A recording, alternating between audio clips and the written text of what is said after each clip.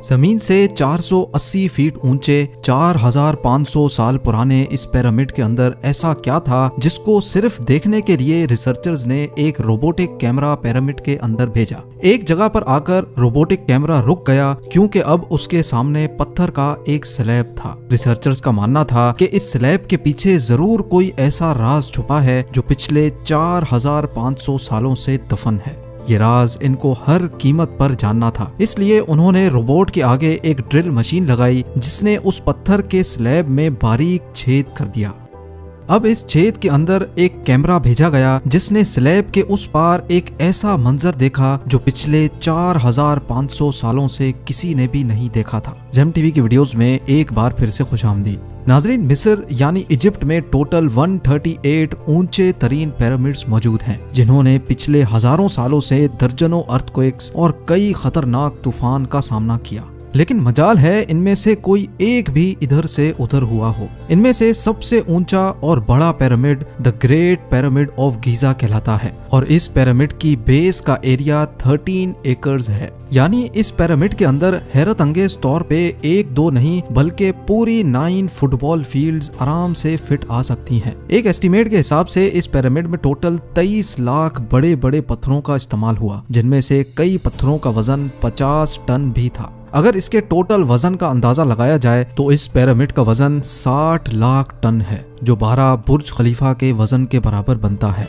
लेकिन इतने ऊंचे और आलीशान पिरामिड्स बनाने का आखिर मकसद क्या था? हजारों साल पहले जब इंसान के पास कोई टूल्स भी मौजूद नहीं थे, तब इन पिरामिड्स की दीवारों को कैसे इंच बाय इंच लेवल किया गया? कैसे 50 टन वजनी पत्थरों को स्क्वायर शेप में काटकर बगैर क्रेन के ही 480 फीट ऊंचाई तक पहुंचाया गया? और इनको बनाने में ऐसे कौन से इंजीनियर्स का हाथ था जिन्होंने इन पिरामिड्स को अर्थक्वेक प्रूफ के साथ साथ इनकी तमाम साइड्स को एग्जैक्टली 51.5 डिग्री के एंगल पे सेट किया? ये सब आप जान सकेंगे आज की इस वीडियो में। तो आइए शुरू करते हैं।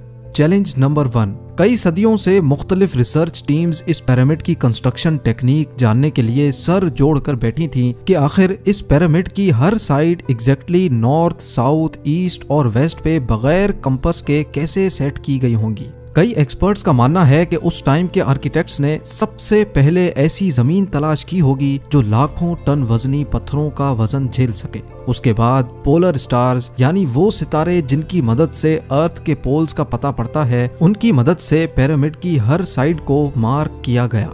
ना कोई कंपास और ना ही कोई ऑप्टिकल इंस्ट्रूमेंट, सिर्फ इस बेसिक टेक्निक से हजारों साल पहले इस पिरामिड की डायरेक्शन सेट की गई और वो भी 0 एरर्स के साथ। Challenge number 2।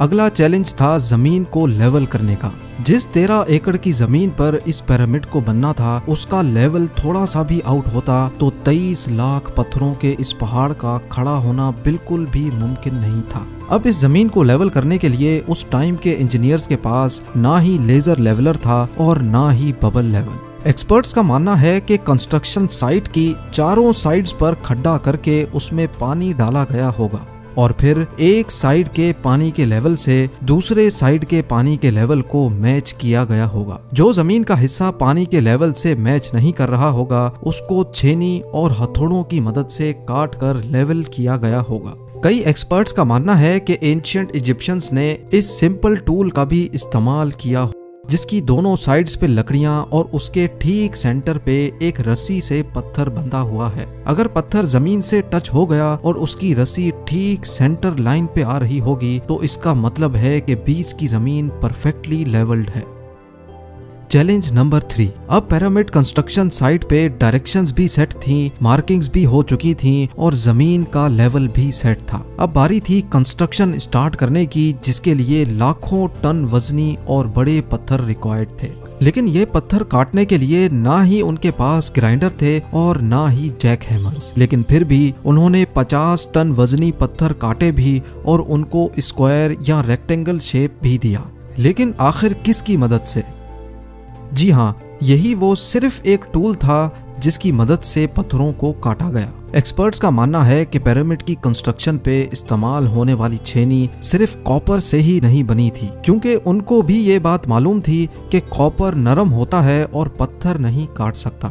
इसलिए इसमें एक केमिकल आर्सेनिक भी शामिल किया गया था। कॉपर और आर्सेनिक से बनाई जाने वाली ये छेनी लकड़ियों के हथौड़ों से पत्थरों पर ठोकी जाती थी और कई घंटों की मेहनत के बाद बड़े बड़े पत्थर शेप में लाए जाते थे। Challenge number 4। अब चूंकि ये खास किस्म का पत्थर जिसको आज लाइम स्टोन कहा जाता है, उसकी कटाई पिरामिड कंस्ट्रक्शन साइट गीजा से 250 किलोमीटर दूर टोरा के शहर में हो रही थी। अब मसला था ये पत्थर गीजा तक ट्रांसपोर्ट करने का। हर एक पत्थर 50 टन यानी 50,000 केजी के बराबर था, जो तकरीबन 3 पैसेंजर बस के वजन के बराबर बनता है। और ऐसे 23 लाख पत्थर सिर्फ एक पिरामिड में इस्तेमाल होना थे। इतना ज्यादा वजन ट्रांसपोर्ट करने के लिए ना ही उस दौर में कोई जानवर काम आ सकता था और ना ही उनके पास ट्रक्स मौजूद थे। हत्ता कि अगर आजकल के जदीद दौर में भी ये काम करना पड़े तो ट्रांसपोर्ट कंपनीज को अच्छा खासा टफ टाइम आएगा। हैरत अंगेज तौर पे ये काम वर्कर्स और कश्तियों की मदद से किया गया। जी हाँ, टोरा और गीजा के दरमियान मौजूद रिवर का फायदा उठाया गया और बड़ी बड़ी कश्तियों में पत्थर लाद कर पिरामिड साइट पर पहुंचाए गए। एक्सपर्ट्स का मानना है कि ये काम इतना आसान नहीं था। शिप्स में इतने बड़े पत्थर की लोडिंग और अनलोडिंग में कम से कम भी 500 मजदूरों की आर्मी एक ही वक्त में लगाई गई होगी। Challenge number 5। जो एक्सपर्ट्स की टीम्स पिरामिड की कंस्ट्रक्शन पर रिसर्च कर रही थीं, उनको अब अपने कई सवालों के जवाब मिल चुके थे, लेकिन एक बात उनको हर वक्त सता रही थी कि लाइमस्टोन कट भी गए, ट्रांसपोर्ट भी हो गए और कंस्ट्रक्शन के दौरान एक के ऊपर एक लगना भी शुरू हो गए। मसला ये था कि पत्थर इतनी ऊंचाई तक आखिर पहुंचाए कैसे गए होंगे। कई एक्सपर्ट्स का मानना है कि पिरामिड की कंस्ट्रक्शन से पहले ही ये प्लान कर लिया गया था। या तो ये स्पाइरल ट्रैक के जरिए ऊपर गए होंगे या फिर जिग जैग तरीके से, लेकिन ये बात तो तय है कि 50,000 केजी के पत्थर ऊपर मजदूरों की आर्मी की मदद से ही खींच कर गए होंगे। Challenge number 6। बात सिर्फ लाखों मजदूरों छेनी हथौड़े से लाइमस्टोन काटने और इतने बड़े पत्थरों को ट्रांसपोर्ट करने की ही नहीं थी। इस पिरामिड के अंदर कंपार्टमेंट्स, उनके अंदर जाने का रास्ता और कई छोटी छोटी सुरंगें भी बनाई गई थी। बाकी सब चीजें तो ठीक थी, लेकिन एक चीज एक्सपर्ट्स को हैरान कर गई और वो ये थी कि अंदर के कंपार्टमेंट्स में जो पत्थर इस्तेमाल हुआ था वो लाइमस्टोन नहीं बल्कि ग्रेनाइट था। जी हाँ, ग्रेनाइट एक ऐसा पत्थर है जो डायमंड के बाद दुनिया का सबसे सख्त तरीन स्टोन माना जाता है। आजकल के मॉडर्न दौर में भी ग्रेनाइट बड़े बड़े ग्राइंडर्स की मदद के सिवा काटा ही नहीं जा सकता। दुनिया भर से कई आर्कियोलॉजिकल एक्सपर्ट्स को पिरामिड का विजिट भी करवाया गया, लेकिन किसी को भी इस बात का सुराग नहीं मिला कि 4500 साल पहले इजिप्शियंस ने ग्रेनाइट जैसे ठोस पत्थर को इतनी सफाई से कैसे काटा था। आखिरकार कई सालों के बाद एक्सपर्ट्स ने इस मिस्ट्री को भी सॉल्व कर दिया। इजिप्शियंस ने ग्रेनाइट को इतनी सफाई से एक ऐसे आरे से काटा था जिसके दांत ही नहीं थे। जी हाँ, बगैर दांतों वाले इस आरे के दोनों साइडों पर वजन डालकर इसको ग्रेनाइट पर चलाया जाता था और बीच में बजरी डाली जाती थी। एक्सपर्ट्स का मानना है कि इस तरीके से इतने बड़े पत्थर को काटने में 4 महीनों का वक्त लग जाता था। आखिरकार पिरामिड्स बनाने का मकसद क्या था? इन पिरामिड्स को बनाने में कितने मजदूर एक ही वक्त में काम करते थे? और रोबोटिक कैमरा ने जब पिरामिड के अंदर पत्थर के स्लैब में सुराख किया तो उसके अंदर वो कौन सा मंजर देखा गया जो पिछले 4500 सालों से किसी ने भी नहीं देखा था? ये सब और इससे भी ज्यादा आप जान सकेंगे इस वीडियो के पार्ट 2 में। आप लोगों के प्यार भरे